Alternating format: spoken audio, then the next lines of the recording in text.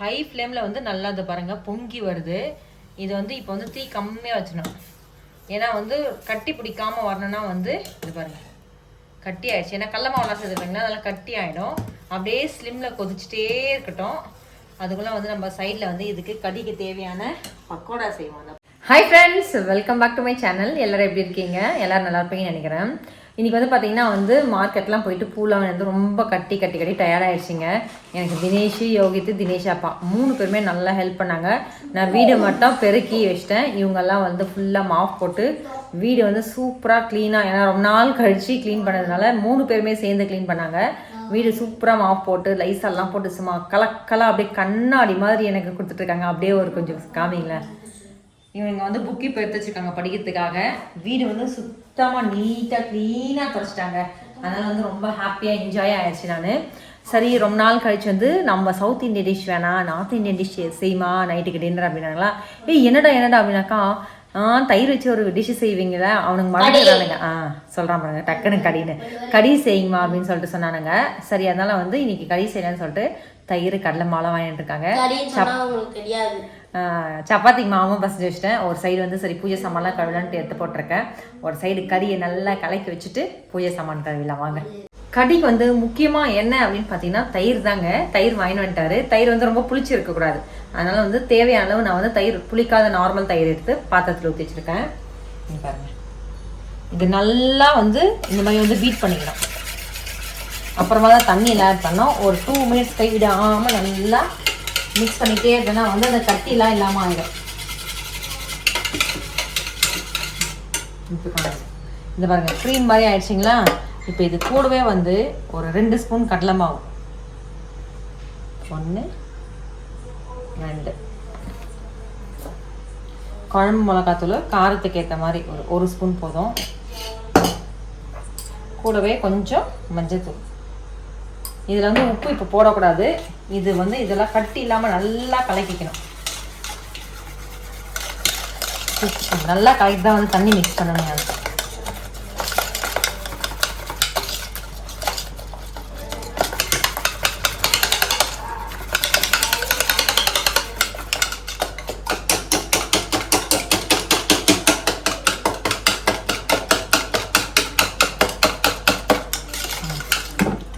கட்டிலாம் இல்லாமல் நல்லா க்ரீம் மாதிரி இருக்குது. பார்க்குறதுக்கே கேக் பேட்டர் மாதிரி இது பாருங்க, நல்லா இருக்குது கலர்ஃபுல்லாக. இப்போ இதில் வந்து நம்ம தண்ணி கொஞ்சம் கொஞ்சமாக ஆட் பண்ணிடலாம். நீங்கள் தண்ணி எடுத்துக்கிறேன்.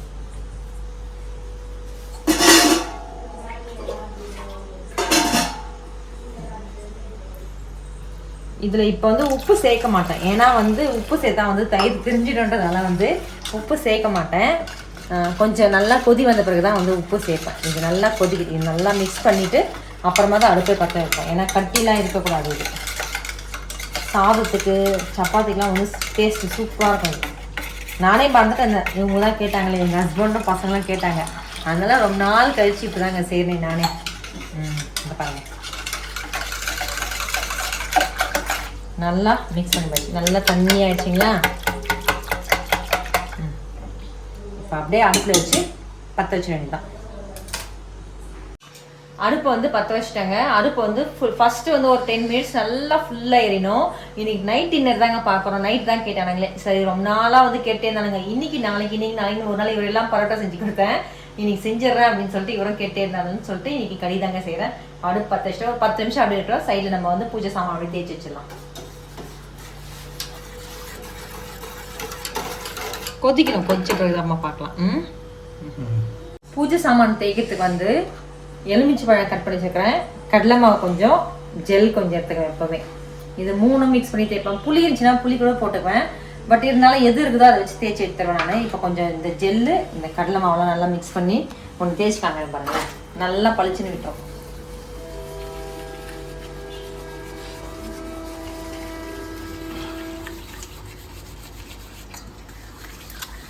தினேஷ் யோகத்தில் அவனை கழுவுறதுக்கு சொல்லி கொடுத்தணும். ஏன்னா நம்மளுக்கு உடம்பு முடியாத நேரத்தில் வந்து அவனுக்கு கொஞ்சம் செய்வானுங்க. அதனால் வந்து அவங்களுக்கும் சொல்லி கொடுத்துட்டுனாக்கா எனக்கு ஈஸியாக இருக்கும். எப்பாடா அப்படின்ற மாதிரி இருக்குங்க எனக்கு. ஏன்னா இப்போ வீடு தொடக்கலாம் பார்த்தீங்கன்னா அவங்க அப்பா எல்லாம் கூட கொஞ்சம் கொஞ்சமாக அவங்க செஞ்சிருவானுங்க. இந்த பாருங்க இங்கே காமிக்கலாம். இந்த பாருங்க கழுவிட்டு காமிட்டுங்களா. நல்லா கொஞ்சம் நல்லா கொஞ்சம் தேய்ச்சிட்டு பிறகு எதுவுமே போடல. உங்களுக்கு நேராக இந்த பாருங்க, கொஞ்சோண்டு கடலை மாவு, கொஞ்சோண்டு எலுமிச்சம், கொஞ்சோண்டு அந்த ஜெல்லு, அவ்வளோதான். ஒரு சிலர் சுடுத்தண்ணில் கூட போடுவாங்க. எனக்கு வந்து இந்த மாதிரி கொஞ்சம் நின்றுட்டே அப்படியே தேய்ச்சி வச்சுன்னா வந்து ஈஸியாகிடும். நம்மளுக்கெல்லாம் இந்த கை தானேங்க இருக்குது, அதனால வந்து பட்ட பட்ட பட அப்படியே வந்து தேய்ச்சி வச்சுருவேன். இவரெல்லாம் பிட்டப்பிட்டான்னு கூட சொல்லுவார். இவர் என்ன தான் பண்ணுறேன், நீ ஒன்றும் பண்ணுறது இல்லைன்னு வரீங்களா. என்னுடைய வேலையை பாருங்க, நான் வாஷ் பண்ணி தந்துடுறேன்.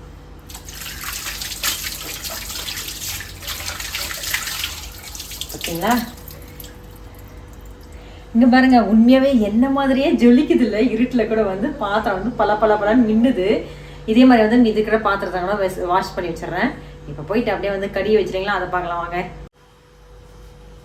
ஹை ஃப்ளேமில் வந்து நல்லா அதை பாருங்க பொங்கி வருது. இது வந்து இப்போ வந்து தீ கம்மியாக வச்சிடணும். ஏன்னா வந்து கட்டி பிடிக்காமல் வரணும்னா வந்து இது பாருங்க கட்டி ஆயிடுச்சு. ஏன்னா கடல மாவுலாம் சேர்த்துக்கிட்டிங்கன்னா அதெல்லாம் கட்டி ஆகிடும். அப்படியே ஸ்லிம்மில் கொதிச்சுட்டே இருக்கட்டும்.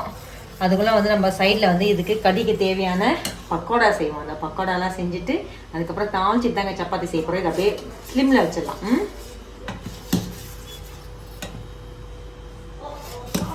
பலன்னு மின்ற மாதிரி மொத்த பூஜை சாமானுமே வந்து கழுவியாச்சுங்க. இங்கே பாருங்க, சட்டுன்னு கழுவியாச்சு. கடலை மாவு ஏன் போட்டேன் அப்படின்னு சொல்லிட்டு ஒரு ட்விஸ்ட் சொல்கிறேன் பாருங்களேன். அந்த கடி செய்யறதுக்காக வந்து கடலை மாவு வாங்கிட்டு வர சொல்லியிருந்தேன். அது இருந்த டப்பாவில் பார்த்தீங்கன்னா வந்து பூச்சி வச்சுட்டு இருந்துச்சு. அது குட்டியாக வண்டு வச்சுருந்துச்சுன்னா அது மாதிரி வச்சா சாப்பிட மாட்டேங்களா.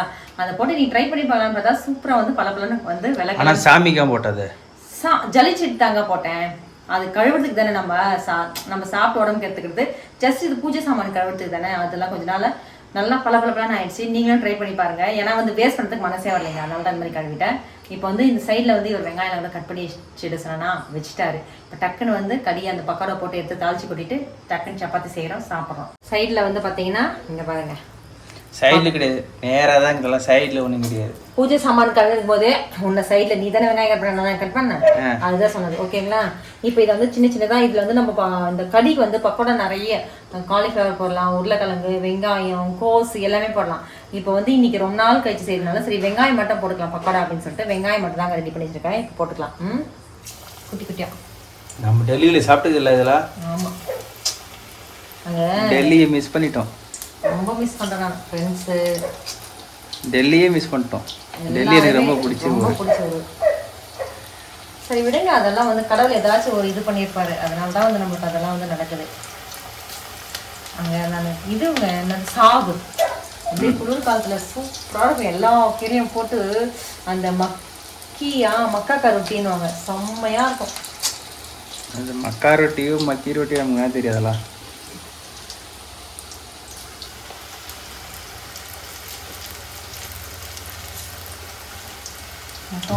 போண்டா மாதிரி ஆயிடுச்சு கறி. ஆமாம், நல்லா இருக்கும்.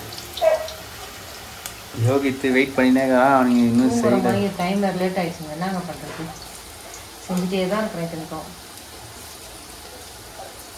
நிறைய செய்வேன் நான். இது வந்து அப்படியே இது கட்டோரியில் கூட சின்னதாக அந்த கிணத்துல ஊற்றி கிண்ணம் வேணும்போ அதோட ஊற்றி சாப்பிடும்போது வந்து நல்லா இருக்கும். என்ன பண்ணுறது விடு, வர இடங்க கொஞ்சம். என்ன கருப்பாயிடுச்சு? இல்லை வேகணும். வேகாமல் பச்சை எடுத்து போட்டால் எப்படிங்க? சரி கொஞ்சம் பாரு, கலெக்ட் பாருங்க. இதுவா அப்படியே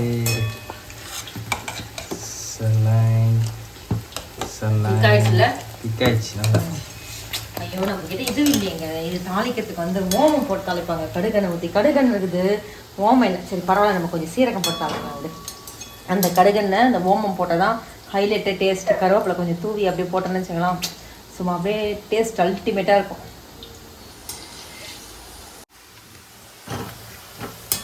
பக்கோடா வந்து நல்லா வந்து வெந்து வந்துருச்சு, எடுத்துக்கலாம்.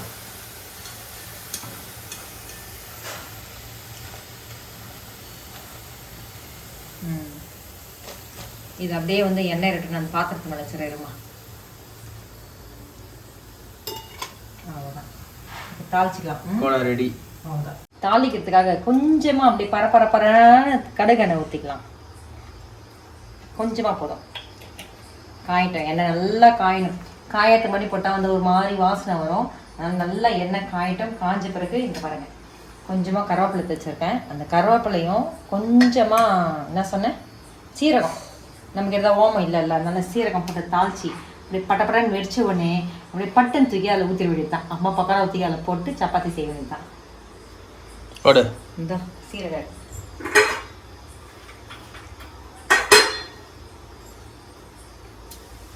காஞ்சிச்சுமா, அவ்வளோதாங்க. கருவேப்பிலை அப்படியே இவரை தூக்கி அப்படியே கடையில் ஊற்ற வேண்டியதான். கொஞ்சம் தூரமாயிருமா கால் பண்ணும்போது